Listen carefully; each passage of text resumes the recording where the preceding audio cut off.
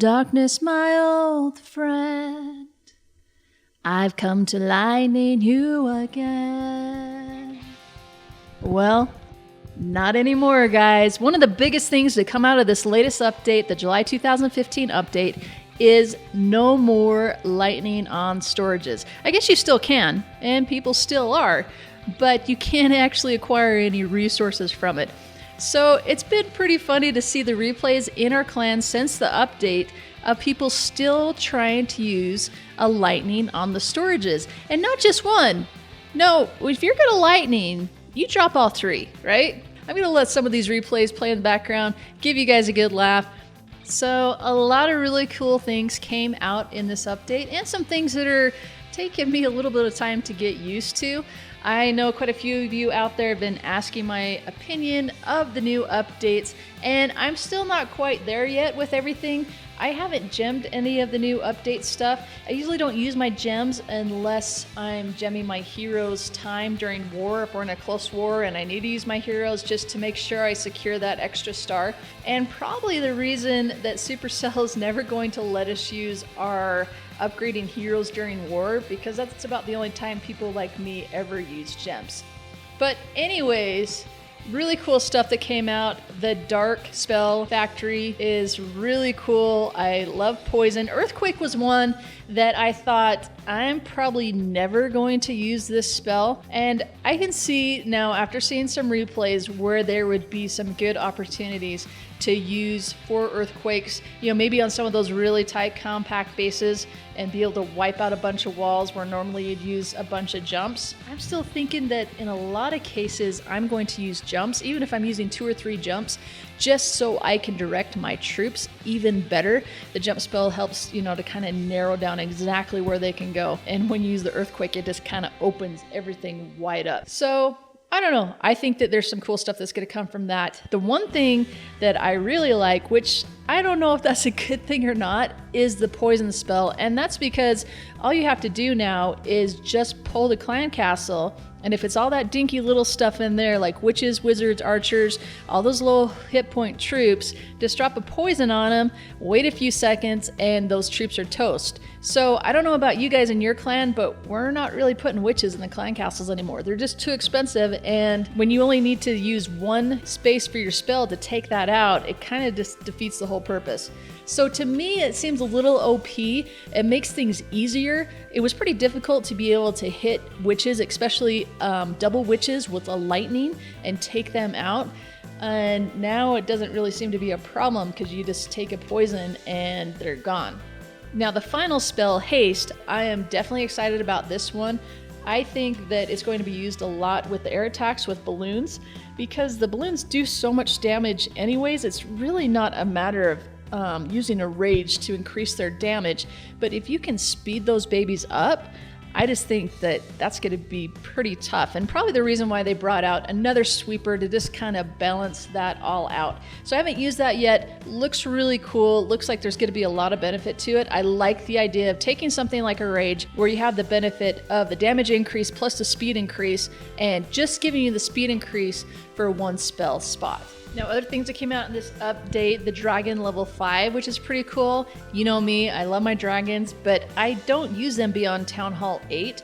But I think that there will be some really good possibilities for this, especially with the new poison spell, because now you're going to want those high level hit point troops in your clan castle. And so a dragon level 5 is going to be a pretty good clan castle troop, because it's not going to be affected by poison. So those are pretty cool. Bring you a replay right here of a guy who tried to take on one of our Town Hall 8s with 30 archers, and yep, that Dragon 5 lives, and the guy just decides it's not even worth it. Now, if this was one of the guys on my team, I'd probably be chewing him out right now for not going and scouting the base and finding out those double giant bombs. So if this ever happens to you guys, you get into it and all you have left is hogs, go ahead and scout the base so you know that your buddy can at least 3-star it on his attack. Now again, the second air sweeper, which will make those air attacks a little bit more difficult. probably more to come on that. It's kind of annoying because I have a bunch of replays that I feel are completely obsolete, and that's kind of just the problem with how I operate. And I like to do these tutorials, and I like to do them with a lot of replays and try the attack out a bunch of times myself before I actually do a tutorial on it. So now it looks like I need to change some of these air attack tutorials up, but that's okay. I think that the air attacks needed to have a little bit more on the defensive side to even those out. So you may have seen the picture that's been sent out there of the guy who reached 5,000 trophies and made it to the Legend League. There's a picture of him sitting there with like 7 different tablets searching in the clouds, and you don't even see the other 7 tablets that he's playing with his feet. So I don't think I'm ever going to get to that level. I think it's really good that they've done some changes here though to open it up so that there's some more competition at the top, because to me, I just think, why even bother? I really like Clash of Clans for the community and for the clan wars and all that comes out of that. So I don't know, maybe someday I'll do some trophy pushing, but it's not something that I ever see being able to have the time to get to that kind of level. Some other things that happened, the training time on the Spell Factory spells has been reduced, which is really good. And then I also love that you can queue up the spells. So now I don't need to wait like 4.5 hours between war attacks if I'm holding off until the very end. That was a really cool update for me. Dragon level 4 has been moved to Town Hall 9, and I don't know why they didn't move the P.E.K.K.A. level 4 down to Town Hall 9 too.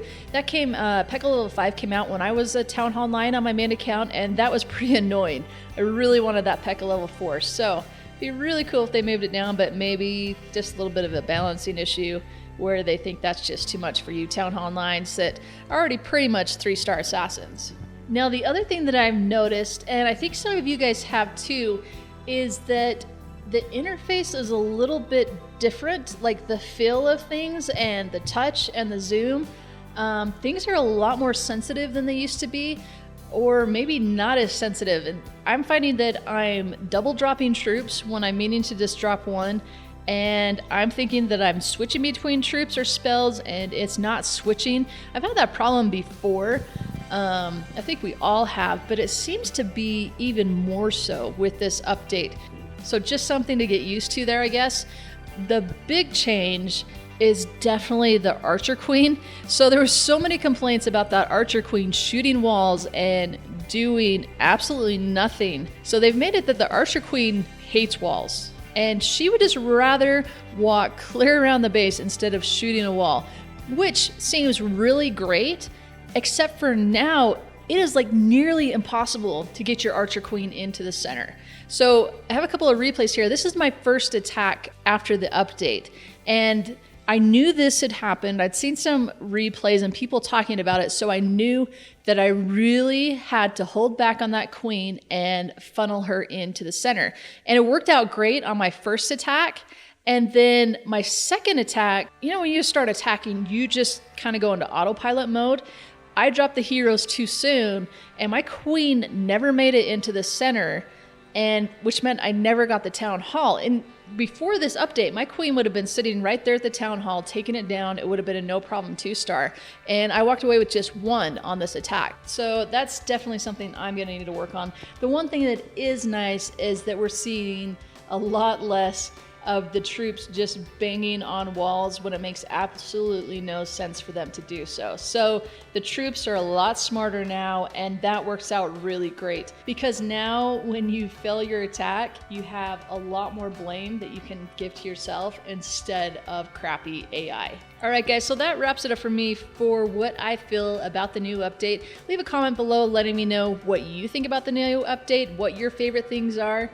And be sure to follow me on Twitter, Facebook, join my Bindle chat, hashtag Clash Tutor. That's right, download Bindle from the App Store and join the room and come chat with me and other subscribers. Really cool people on there helping out others with their attacks. And I like to pop in there and say hello to all you guys too. Oh, and I almost forgot, we have added a new clan to the kingdom, the Violet Vipers. That's right, Violet Vipers have joined the kingdom. Really cool name, really cool guys leading this clan. I'm really excited for this clan. If you're looking for a clan, this is one you want to check out. There isn't an age limit on this one. Of course, we're always looking for mature drama-free players that just want to be part of the team and have some fun, but people that are really good with their war attacks and who know how to 3-star the Town Hall level they are. All right, guys, thanks for watching, and I'll catch you next time.